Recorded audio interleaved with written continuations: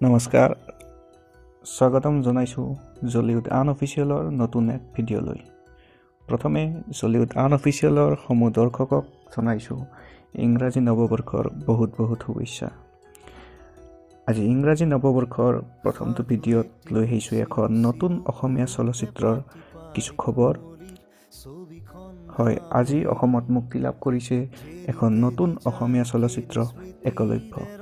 অসমৰ ৩১টা হলত প্ৰতিদিনে ৪১টাকৈ দৰ্শনীৰে আজি মুক্তি পাইছে আলফ্ৰেডৰ দ্বাৰা নিৰ্দেশিত এখন নতুন অসমীয়া ছবি একলব্য। এই ছবিখনত অভিনয় কৰিছে কমল লোচন, ৰূপচন্দা শৰ্মা, হিমাংশু গগৈ, অতনু মহন্ত, মালা গোস্বামী, অৰুণ নাথকে আদি কৰি বিভিন্ন কলা কুশলী। ছবিখনৰ কাহিনী আৰু চিত্ৰনাট্যৰ কাম কৰিছে আলফ্ৰেড আৰু প্ৰণৱ ভৰালীয়ে। সংগীত কৰিছে অৰূপজ্যোতি বৰুৱা। ছবিখনৰ প্ৰযোজনাত আছে ঋত্বিক শইকীয়া, পাৰ্থপ্ৰতিম চৌধুৰী, ছাইদ আজিজ হক আৰু অলকা শইকীয়া।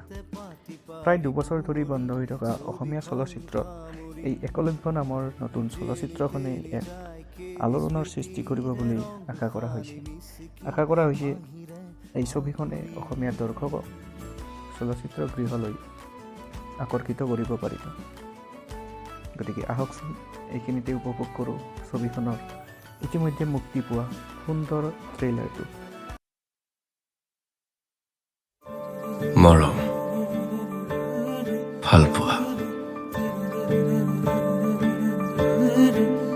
তোমাক দেখাৰ দিনাৰ পৰাই মই নতুনকৈ উশাহ ল'বলৈ শিকিছিলোঁ।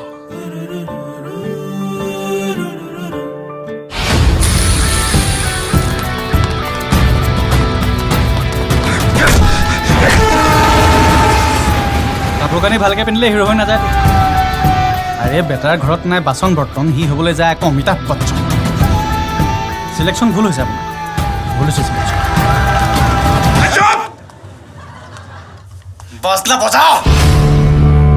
তোৰ লগত মোৰ কোনো সম্পৰ্ক নাই।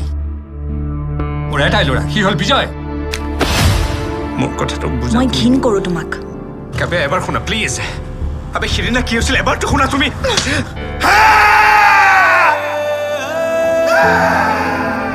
সেই ঘটনাটো হৈ যোৱাৰ পাছত গোটেই ঘৰখনেই শেষ হৈ গ'ল।